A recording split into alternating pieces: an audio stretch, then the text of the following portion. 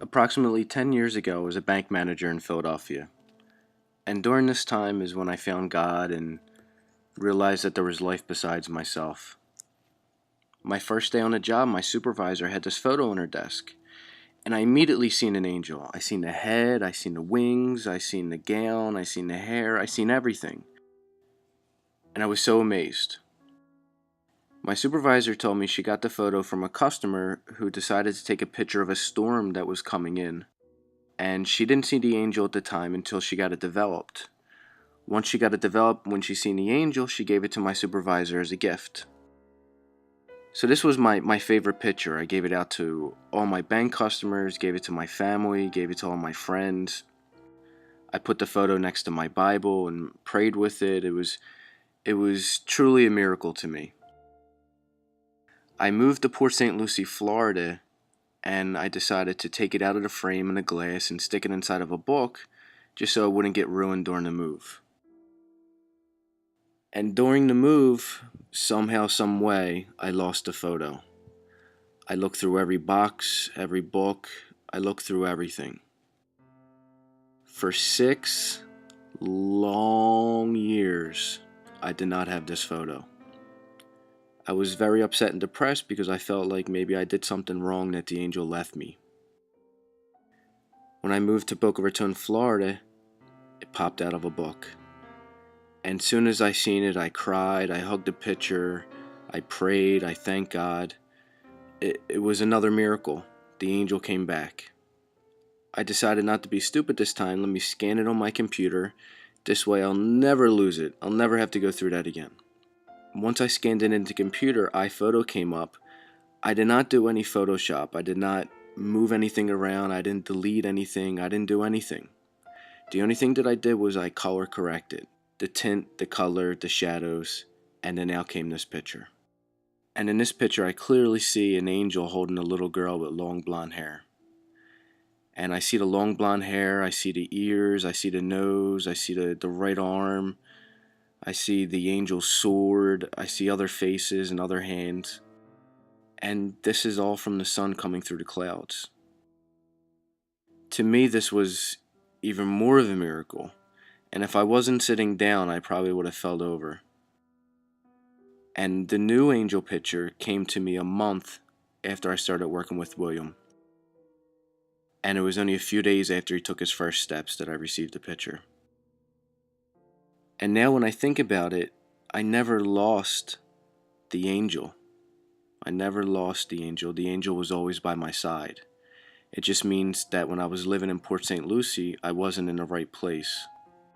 Since the angel came back to me, I have had the best of luck. I have found my calling. I have been able to help people. I have seen countless miracles.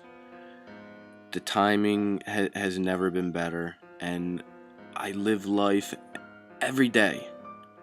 I live life every day. I'm happy to wake up. I'm happy every moment of the day. I don't get frustrated. I don't get angry because there's no room for it. And ever since then, I give out both angel pictures to everybody that I know. All my students who I teach, family, friends, people who I meet, I always carry around a couple copies because you never know who you talk to. You never know who may have a problem that may need a little inspirational boost. And the best part is that these pictures are real. I mean, this is just the sun coming through the clouds. I feel so blessed and I feel so lucky. And I pray twice a day and I just try to help people. I try to help people find themselves, which they will find their own angels and God. I believe this is definitely a miracle and a sign. Just to believe in your own angel and to believe in God and realize that there is a God. And if this is an angel, if this is Jesus, if this is Mary, if this is your next door neighbor, it doesn't matter. What matters is that this is a sign and a message that something exists beyond us. And you have to have belief in that existence and live your life to fulfill your own existence. So pray to your angel and to God, but only worship God. And it doesn't matter what name you call God, because it all goes to the divine essence, which is inside our own soul. In 2009, I created my own Tai Chi system in my company called Miracle Movements Foundation. And it all started by me helping someone change a tire on the side of the road. And as I was going down the road, there was a Bentley pulled over on the side and had a flat tire. And it was an older guy, so, doesn't matter to me if it's a Bentley or a 1970 Volkswagen. I'm going to help if I see somebody needing help. So I pull around, I ask him, if he needs to help change his tire. And he said he had a tire inflator that the tire will, pump back up, but his tire inflator was broken. He said, if you can go to the store and get me one. I said, sure, no problem.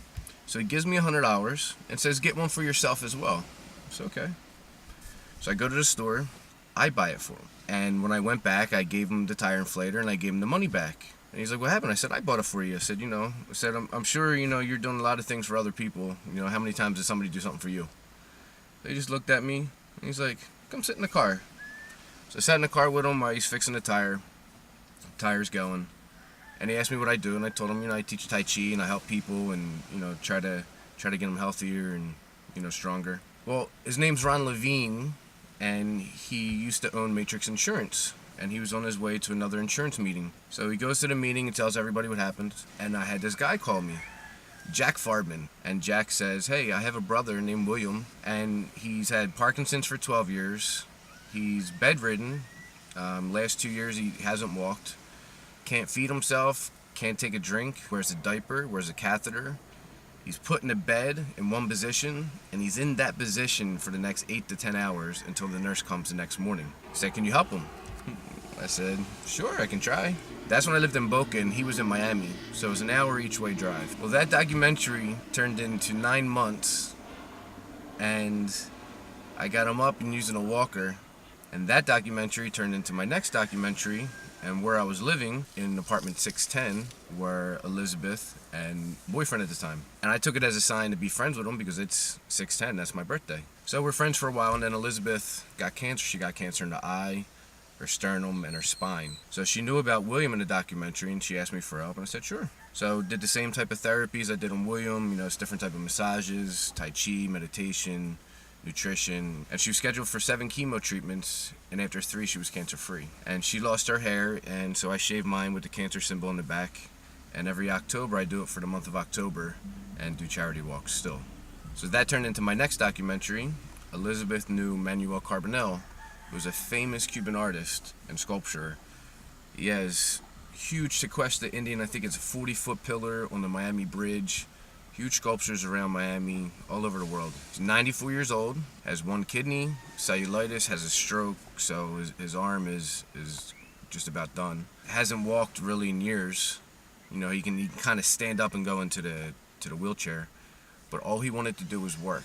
It's all he wanted to do, his whole passion. He's 94, all he still wants to do is work, because that's what makes him happy. So I helped him, got him back to work, and he made a couple more pieces, one of them being an angel. And then I randomly met a woman in Starbucks, and her sister overdosed on cocaine and alcohol, and the guy that she was with decided to leave her there to die, and he went and got something to eat, and when he came back, realized she was still alive. He drug her across the hallway to another apartment. Meanwhile, it was too late, and she got a lot of brain damage, and she's like a vegetable, twitching, can't move, can't communicate, can't focus her eyes, just like that.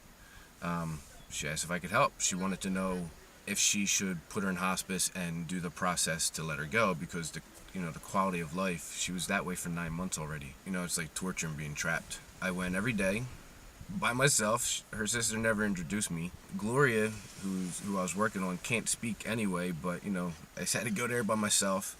She can't talk, so I had to talk. So I was going there every day for 4 hours a day. Just massaging her, doing some of the massage therapy, different soft touch, talking to her, and I got her to communicate.